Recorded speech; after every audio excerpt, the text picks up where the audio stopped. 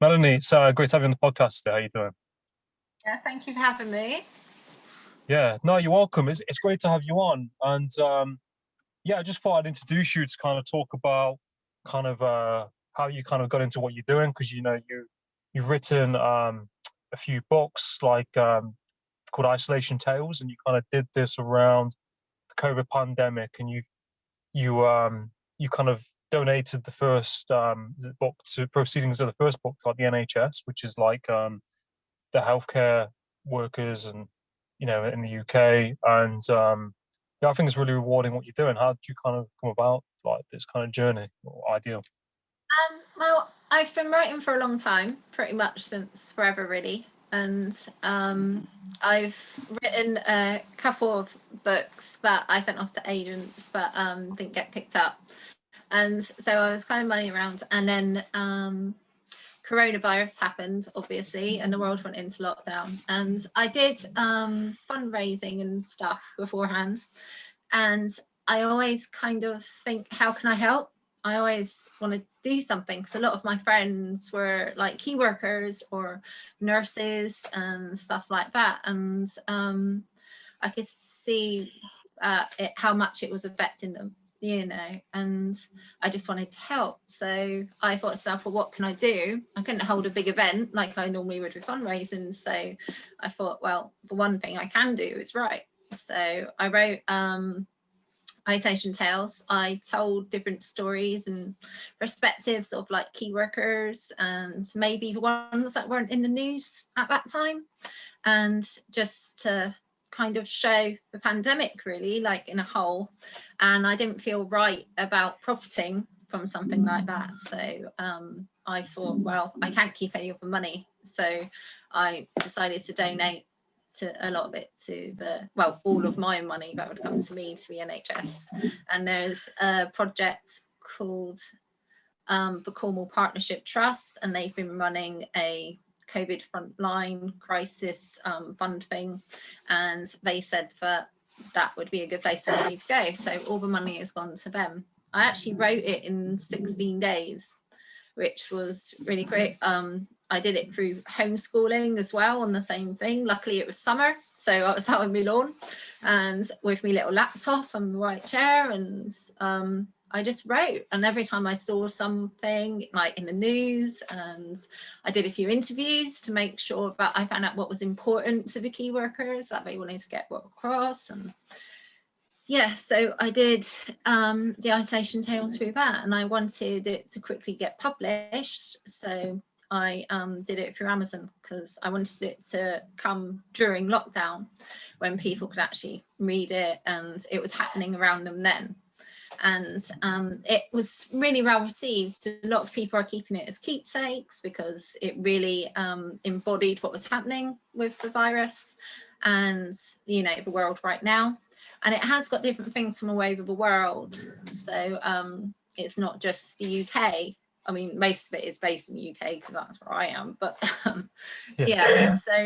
but I was really lucky really because it appealed to a lot of the local press and a couple of national, which helped draw attention to the book. And yeah, it was really a nice thing to do, and I'm really proud of it. I mean, it's quite small because it was quick, but yeah, it's been really well received and it got really good reviews. And one really nice moment, which I know I told you about, was when a lady put down that she read it and she started looking at things differently that was happening around her, which is just like a dream for a writer. So yeah, it was really good for mental health. It's really good to focus on, and yeah, I was really lucky with how nice people were about it, really, and everything.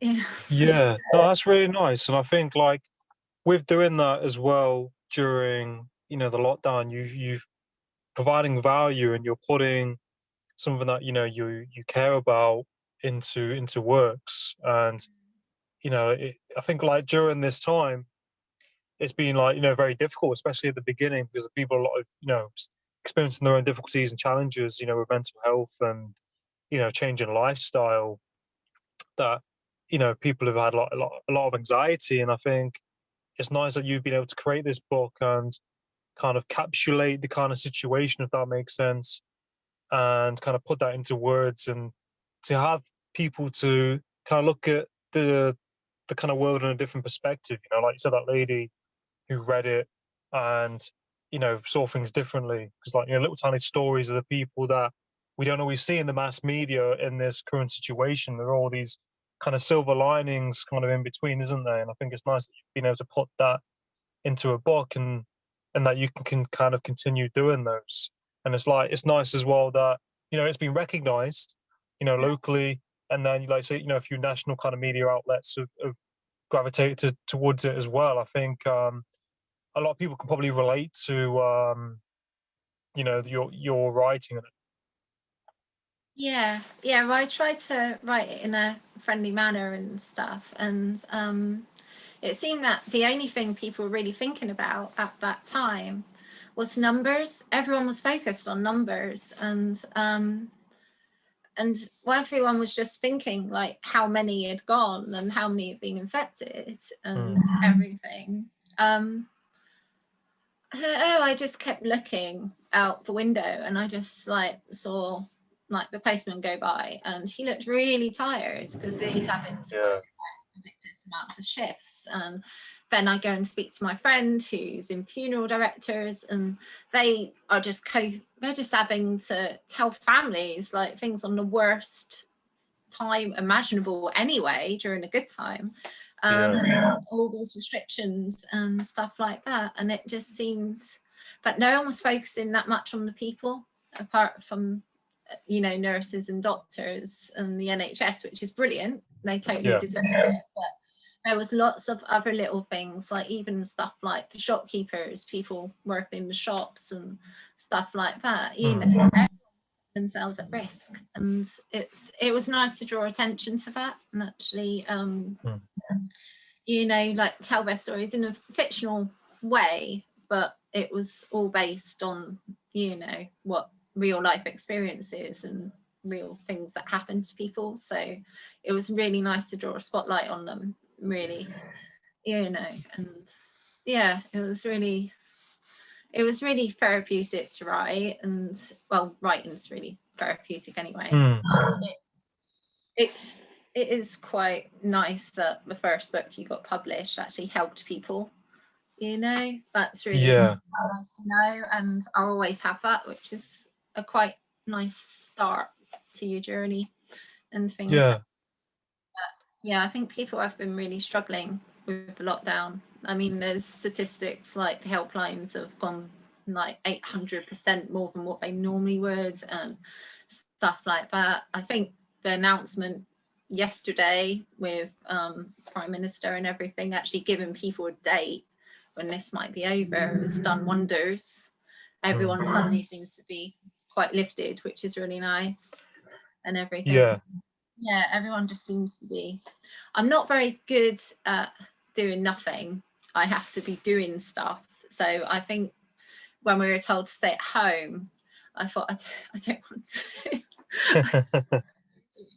I like yeah, going outside, and yeah, I need to be focused on something. I'm very restless. I'm quite a restless person. So yeah, so it gave me something to do, which is quite nice. And yeah, to help and achieve dream at the same time. So it was, yeah. yeah. That's lovely, and I think as well, like you said, it's giving people that clarity, with the date and stuff. I think a little bit. I think we like, we don't we're not designed to kind of be kind of put to one place. We're human beings. We like to go out, to try and talk to people and do things. And I think it's nice as well. Like you said, you've in the book you looked at people who, like the shopkeepers and the postmen and the delivery people, these people who are, being a service, and the demand on them and the workload on them was like, pretty. It still is kind of pretty much. But I think in the first couple of months of it, when it all happened, it's all this uncertainty, all kind of, this new way of kind of working around things. And like the shop near me, they only allow a certain amount of people in. Yeah. In these local kind of towns like where we are, it's I think like it's quite intimidating because there's there's different restrictions in place, and it's when you've been doing something for years and years, and it's like you got to do this now this way. It takes a while for people to adapt and get used to. But I think like a lot of people have been working like overtime, and like it's nice you've been able to kind of interview them and see what their perspective is on it, and to get their view on it, because I think like a lot of people sometimes not forget, but they don't really see that side of it. And there is that kind of side to it as well. Um, and I think like it's nice that you've been able to. It's like that outlet, isn't it? Like I said, by writing being quite therapeutic. It's like if I journal or something like that, it is quite therapeutic. And I think it's nice that you've been able to kind of encapsulate something you care about and put it out there and to help other people, because other people need that kind of positive goodness at the minute, and something they can benefit from. And I think it's it can just be the beginning of many good things to come, don't you think? Do you think? Yeah, definitely. I Like I say, I think that people just didn't realize or didn't really think about it, because that's the thing, we're all quite social, aren't we? And it is, a lot of us love being outside and everything like that, so it is quite a shock to the system, and you're kind of just trying to cope like day after day and just going through, and so you don't really realize what's going on around you almost to other people, and yeah, it is a very difficult situation for so many, I think, but I think everyone's feeling a bit brighter, like I say. Yeah, you know I, it,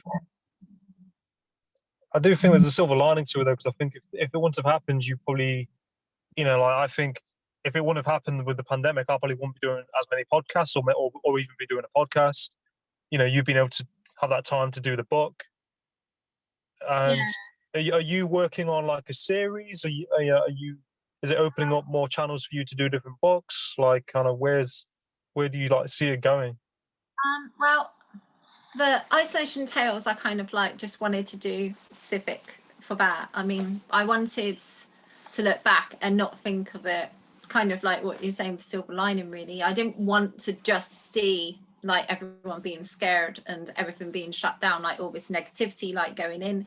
I wanted some to look back and actually think, oh, actually that was the year that this happened, and this was the year that I actually got myself in print, and then smile when I look back, not just sort of like remember everyone's world crashing down. So that was really important, to me. And but so I released another book in December. Like I said, people were asking when the next one would be, because I just really like writing, which was really really humbling and everything.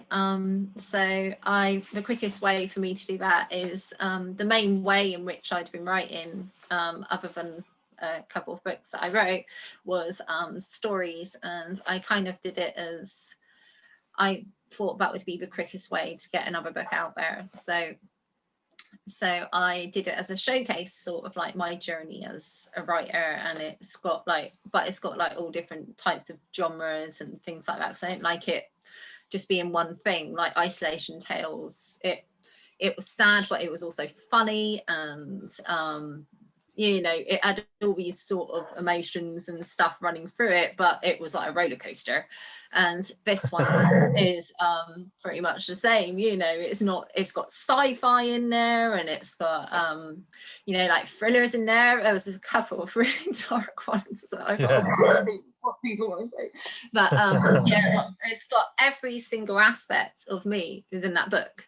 And that was quite, I did warn like my family that it's all going to go in there. It's if I'm going to put all of myself in there, then it's sort of it's got to be complete, and I've got to go the whole hog. So yeah, that's that's quite an interesting thing to write. There was all sorts. But yeah, so that one came out in December, and so now I'm working on a novel, because that's really what I want to do, is novels. The short stories and things are stuff that I like doing, and I actually put free ones on Facebook, because I always wondered why authors don't really do that. Everyone wants to read more when author, kind of like, when's your next book, you know, especially if you really love one. And so I do put like stories and stuff on my Facebook profile, just so people got little taste, and I always put it on free, because it's sort of like, I don't really want to do this for money or anything like that, because to be honest, authors don't earn a lot, unless you're like JK obviously, or Lee Child, or Stephen King. You're not really in it for money, and he did it because she loved to write and things. And it's yes, so the book that I'm digressing, I'm going down the corner. No, it's okay. No, that's all right. Nice. Yeah, the book that I'm doing now is a novel, and it's completely different to everything else. It's I can't really think of a way to describe it other than lad lit. It's kind of like chick lit, but in a laddie kind of way. And it's going to take a lot of research and stuff, a lot of time to get it right, because I don't like put stuff out there until it feels like it's really ready. So yeah, but that will probably be going down the more traditional publishing route, probably, I hope. Yeah, I think it's really great what you're doing, and I think it's just like kind of taking each step at a time, isn't it? And at least you're doing it. It's not like you're thinking about doing it and you're not doing it. You're putting in those steps to gravitate it out piece by piece. And I think, like you said, like if you really enjoy something, you're passionate about it, that kind of money side of it isn't the main driving force. There's something more there. You know, it's like kind of with me doing this, and you know, and I think like with your books, like you just don't know if it's going to blow up. You don't know. You know, it like, you know, these short stories you started out with, you know, you probably didn't think anything would kind of go into the media, and it's like you just don't know who's going to read it, who's going to. With the internet, you could put this novel out, someone sees it, gets shared, you know, and you just don't know. And I think the more you kind of do it, it just builds more traction, and you'll gain, like you'll build up that audience, if that makes sense. You know, you'll get that following and that audience. Yeah, I mean, it's that's kind of, yeah, it's really strange to explain, because you feel very vulnerable. It's an incredibly vulnerable profession, because you kind of spend so much time on it, and you really put your heart and soul into it, you know. And it's not just that you've just put something out there, you've like worked and worked and worked and worked, and it's and you do kind of lay yourself bare. And I didn't tell anyone that I did any writing at all. I didn't tell anyone for years. In fact, it was only 2 years ago that I actually went, it sounds really strange, but I actually went public and said, look, this is what I do, and and I kind of want to make a go of it, you know. And it's really mad, because I used to do these live music nights to try and promote local music and local bands and stuff, and I used to write them reviews and stuff, and publicity pieces, you know, to help the band, because they used to come and practically play for free, really. They were amazing. And and what was really nice, and what really sort of like threw me, is that people weren't surprised. And then I thought, no, this is where you're a bit shocked, this is where you didn't guess. But no, people were surprised, and they were like, well, yeah, we kind of thought you would be. And it's like, really? And you have no idea sort of like how people see you at all. But I was so nervous about doing that, because I thought, oh, I always thought that I would come off as a certain perception or something, but it wasn't like that at all. It was so, I can't even describe it. And when that book came, when Isolation Tales came, like published, like literally there, it's so funny because I'd been doing interviews and stuff. It takes a while for them to come, and I've been in interviews and I talked about it, and it's like, oh, so you've been published and stuff like that. So I was talking about being published and available, and then it came, and I actually held my own copy, and a couple of people I know actually had their copies before me, and it was like, no. Yeah. Yeah. I held it, and I was in floods, man. I was in floods of tears. I thought, oh my God.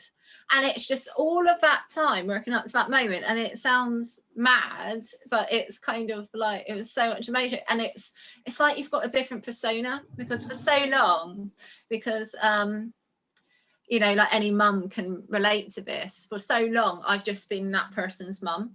And I have tried to do other things as well, so that's not what I predominantly am, but now it's kind of like, but she's also this, and it's oh, wow, you know. And there's little bits that keep happening now that you're kind of like pinching, and oh my God, I can't believe that this happened. And like this is one of them, you know, actually doing a video podcast thing. I didn't think that I would do something like that, but it's the only thing really that I wanted was for someone to read it and like it, and you know, and enjoy it. And that was literally all I wanted. That, and seeing it in a bookshop, which will happen one day, I'm guessing, and I'll just take gazillions of photos, use up all the photos in my camera, on the shelf, and just keep moving it. But yeah, there's little moments now. It's just, and I think there's so many times that I just feel so lucky, because I get to do, even though I'm still like this little tiny little author, indie author, sort of like in the middle of Cornwall, like this little village that everyone misses. It's sort of like, you know, I just feel so lucky that I get to do what I love. And you know, even on such a small scale, I get to do what I love, like every day, and I get to learn like every day, and it's literally like a dream.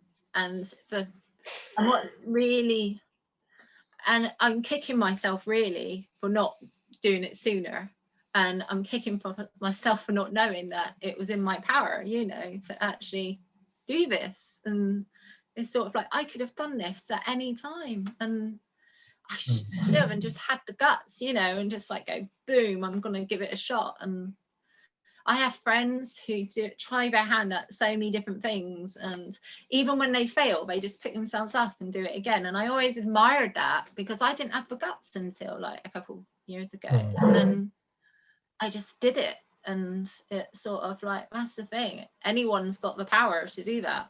Anyone's got the power to kind of do what they want to do. You know, I mean, like yourself, you know, when you had your accident, you could have just like mellowed and let it control you, but instead of that, you changed your life. And it's a very empowering feeling, and and you just feel lucky that you took the plunge, and life is like what it is now because of that. And it's not that sort of gratification, that sort of pride, the way that my children are proud of me, the way that my husband are proud of me, and different family. It's sort of like, I would rather have that than sell 1 million copies, you know, because that just gives me such a good sense of self every single day. And it's just, it humbles me. It really does. And yeah. It's lovely. It's really, really nice. It's really lovely. And I think you said, you know, it's just to making that decision and deciding on, I'm gonna do this, and just doing it. That's like, you know, what it is, isn't it? Just doing it. And I think a lot of the time, you know, we can be conflicted with, you know, self-doubt. What do people think? Is it good enough? and comparing ourselves, and there's a lot of things behind all of that not doing, and I think like, it's about timing, and I think like you can look back at the past and say I should have done X, Y, Z then, but maybe given the kind of circumstances, that, might not be that opportunity. Different opportunities might not have arisen that it kind of did from when you did it. Um, and I think it's great that you found something that you love and something that you enjoy, and that you can call yourself an author and kind of put out that content, help other people, and see those ripples from what you're doing. And I think like it's that ripple effect, isn't it? You're putting something out there, and these kind of waves going out, and then different opportunities come your way. And it's kind of funny how like the world and the universe works, and what doors open up for you. It's like I saw your profile on Instagram, and it's like fate almost. I just kind of saw it, and I was like, oh, I quite like what you're up to, and I think I like to give you an opportunity to be able to talk about it. And I think that's kind of what we need in life, like and that's sometimes just all it takes. Someone just giving you that opportunity to reach out. But you've ultimately got to do that. You have to put in those little steps to reach out or to do something, to put it out. We can't sit back and wait sometimes for things to happen. You kind of have to put in those necessary steps Yeah. by doing it. And I think it just shows like you said, we can do so much more, the more we're capable of. And you had your book in front of you, and it's like, yeah, I did this, I've done this, I've put in that work, and I've materialized this. And it's like, well, it comes down a lot down to your mindset and your imagination, putting in that work and seeing something happening and doing it. And you've done that. And you know in the future, you could have it in a bookstore, like the kind of the I mean, I think sometimes when we say things like that, it can sometimes seem very far off, but it's not impossible. Do you know what I mean? Sometimes you have to have it. Sometimes has to be like that, to work towards it, and that kind of thing. So Yeah. I definitely think it's great what you're doing. I Yeah, that's the thing. I mean, I say all the time, but nothing's worth having if you don't work for it. I Yeah, hate being handed stuff. I always feel like I've got to earn it, and because then you appreciate it. And yeah, you can tell how nerve-wracking and terrified I was, because normally I am the most impulsive person on the planet. I sort of like, I decide and then I just do it. It's like for me grandpa I was really close to, he yeah. died. It was coming up to the 10th anniversary of him, of when he passed away, and I really wanted to do something. And then I just thought, what's the scariest thing that I could do? So I thought, well, it's either hold a tarantula because I hate spiders, or it's jumping out of a plane because I'm terrified of heights. So I just thought, I'll jump out of a plane. So I kind of, when my husband got home, I just said to him, I'm just going to jump out of a plane. And then he just went, what? Because I get scared on the Heligan Bridge. Yeah, I'm I know what you mean. terrified, so bad with heights. And I just did it because it was sort of like, yeah, right, I did it. And I saw a thing saying, oh, you can drive a Batmobile. And I was like, oh, I'll do that. I'll drive a Batmobile. And then boom, drive a Batmobile. And That's I'm pretty cool. mad with, as soon as I decide something, I just do it. And I don't really think Yeah. about it. I'm quite reckless, really. But this, for years, and it's I remember doing that parachute jump, and I was sort of like, I was fine. I was sort of like, yeah, we'll do it, yeah, we'll do it. I held on to him, and then we got into the plane, and there's no door, and I was near the end. There was like Oh gosh. I was like, it's a tandem one, and I was on this bloke's lap. He was a bit friendly for a chap I didn't know, to be honest. And then he sat me beside this door, and the door wasn't there. And I said, where's the door? And then, believe it or not, they said, for safety. I said, safety. And then they went up, and they just kept going up. I thought, we're going in the sky. I can see clouds. How high are we? And Yeah. I was, oh my God. And it wasn't until they said to me, right, you're fine, you can back out, you can change your mind, except for like 5 minutes before you have to do it. It was only a couple minutes, and they said that's when you can't change your mind. And he said, we'll tap you on the shoulder when you can't change your mind or something. Or they did something. And so I was sitting up there and I was like, okay, just do it, just do it, just do it. And then it got to that stage, and then I suddenly realized, God, I could die. And then I thought, oh, I don't want to do this now. I don't think I can do this. And then he taps, and I thought, oh my God, it's too late. I don't think I can do this. And then it suddenly dawned on me, like, how much money had been raised and how many families that would help. And letting down all of them actually felt worse than getting out of that plane. And he just tipped me, and oh my God,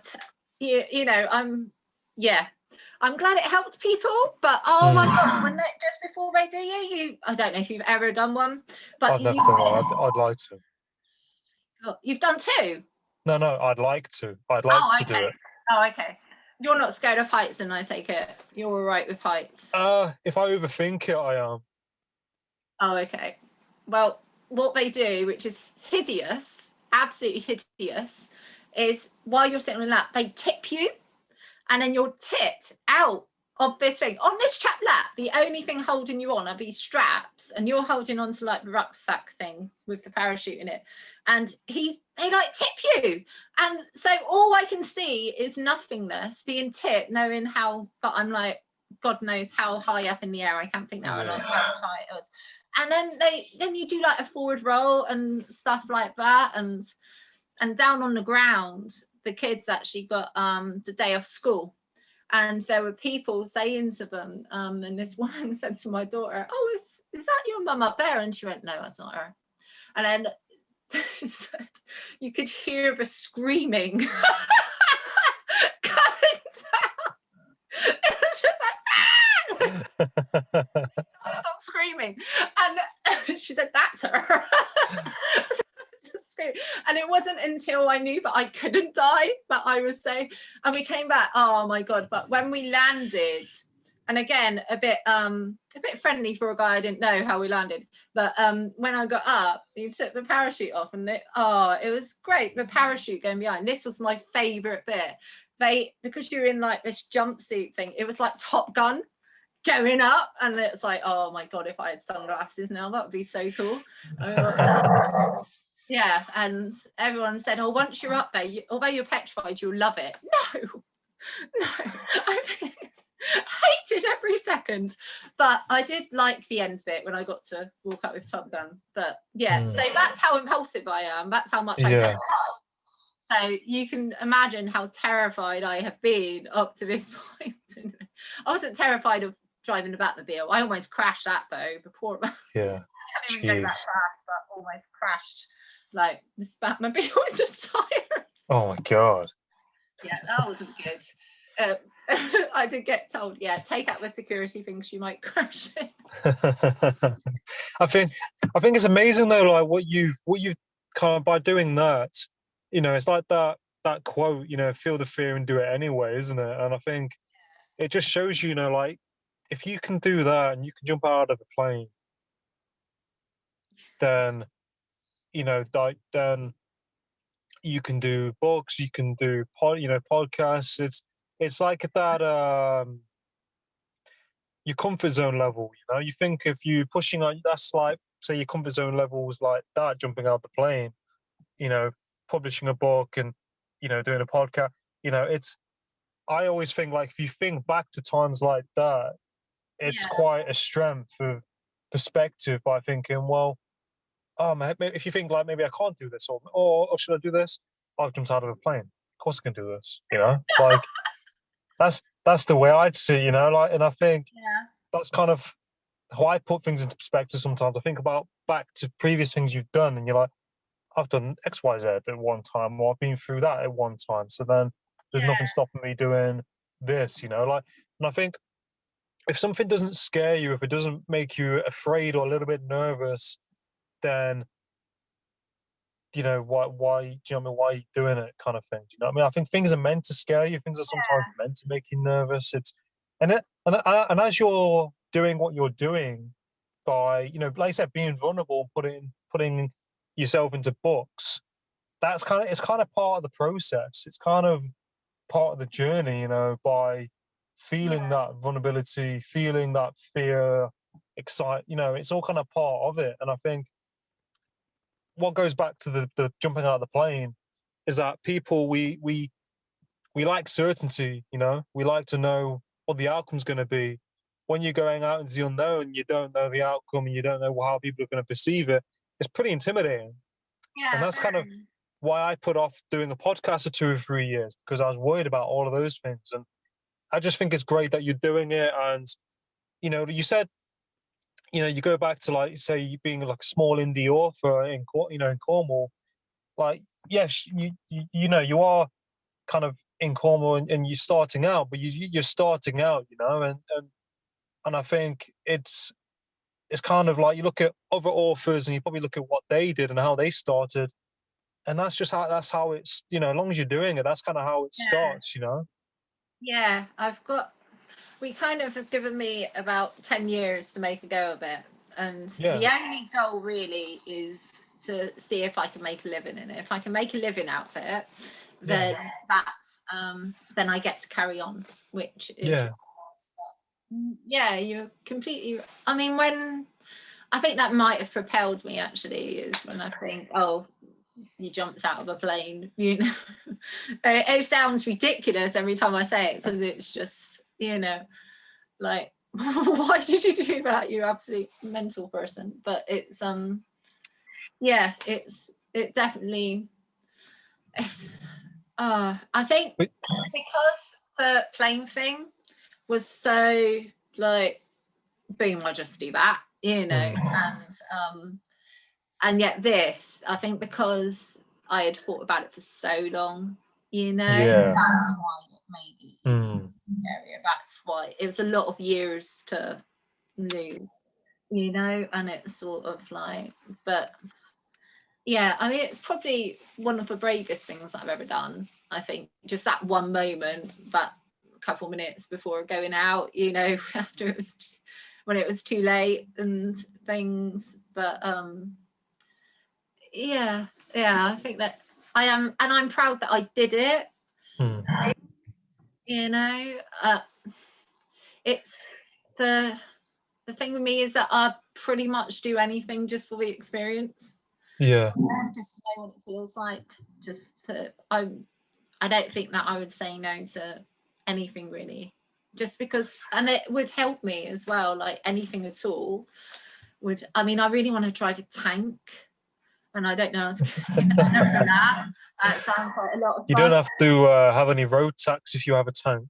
Is that right? I There's no heard road tax. Yeah, tax on the motorway or something like that. Someone told me, and it's sort of like that'd be so cool. That's yeah, there's territory, isn't it? yeah. In a tank on the I'm sh- motorway. I'm But sure I'm sure there's somewhere where you can do that. Probably like a military base or something might have yeah, like a I think there are experiences. yeah. I just got to save up and do it. It's no more than I would spend on a convention, to be honest. So Yeah, it's awesome. it's, but yeah, that's the thing. I mean, everything. That's one of the beauties of being a writer. Actually, is everything that you do, you can use. Like I'm sure I could write a story about someone in a tank somewhere just to get it. I'm sure I could. That would be quite cool, like children's book or something about a tank.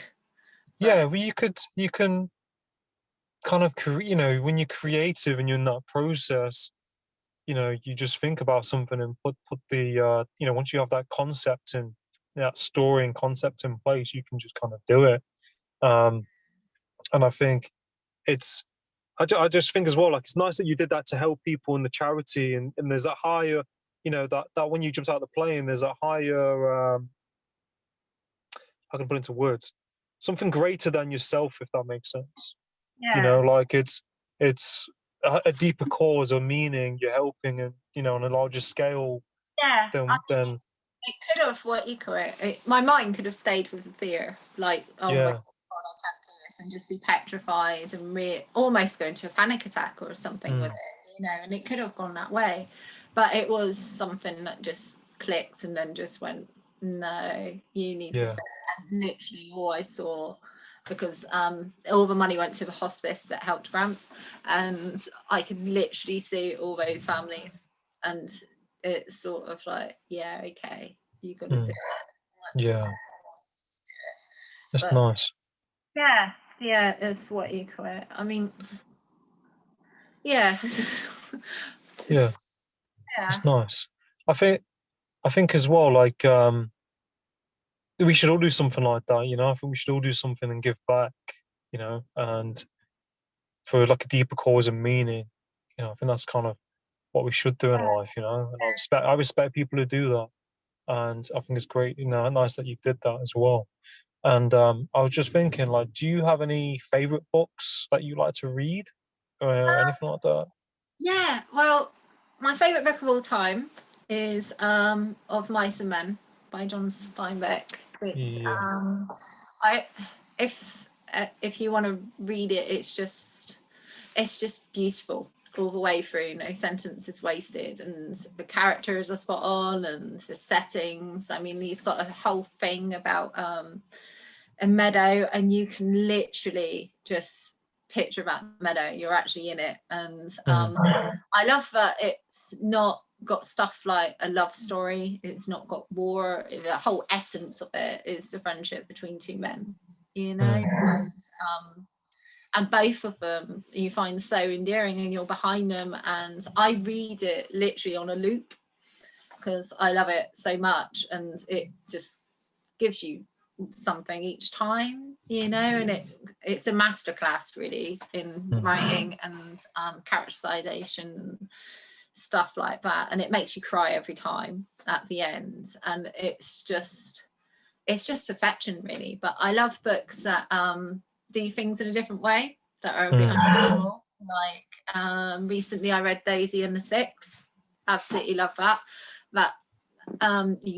It's strange to think that it's fictional. Anyone who's read it will know. I mean, it's had a lot of press, and yeah, you end up googling the band, even though the band is fictional. But the way that she wrote it is just incredible.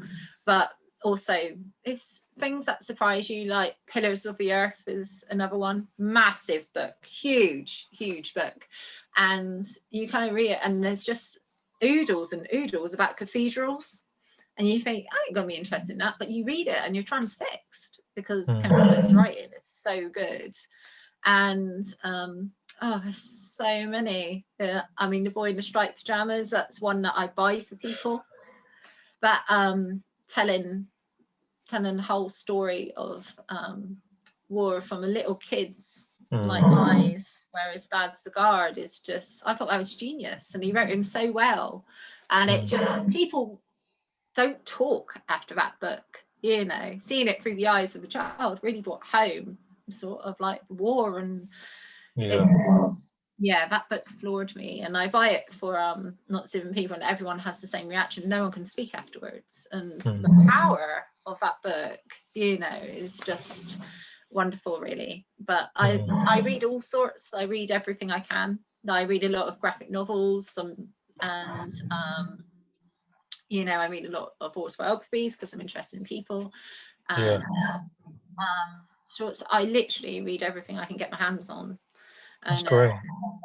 Genres, because, you know, it's good to, you know, broaden your mind as much as possible. And I don't ever assume about a book. I will literally try anything, even if from the cover it doesn't look my sort of book. I will read it anyway. There's books that I've bought just because of the title. Like I was in a bookshop, and there was a book there called The 101-Year-Old Man Who Climbed Out of a Window and Disappeared. And that was a brilliant title, and I thought, oh, I've got to read that book. And that book is phenomenal. It's so good. Oh God, I keep thinking his name's J. Jonah Jameson, but that's the guy from Spider-Man. Yeah. Yeah, it's 101-Year-Old Man who climbed out of a window. I I think I did see that in a shop, and I was like, "What on earth is that all about?" I looked Oh, at it. Yeah. it's brilliant. He climbs out in this nursing home, and he's on his 101 birthday, and he's in dressing gown and slippers, and he just goes on, and he has all these travels, and he kind of like meets all these people. It's a bit like Forrest Gump, you know, when he goes throughout history. Yeah. Like that, but oh, it's so funny and it's so good, and Yeah. yeah, it's I'll, absolutely brilliant. I'll have to check it out. I mean, I think books are like really good, and I think you can learn so much from books, and I think it gives you a perspective on life. You know, I think you look at other people's journeys or other people's situations, and you know, stories that make you think. You know, you read and you're thinking afterwards. And What kind of um, books do you read? What kind of me, books?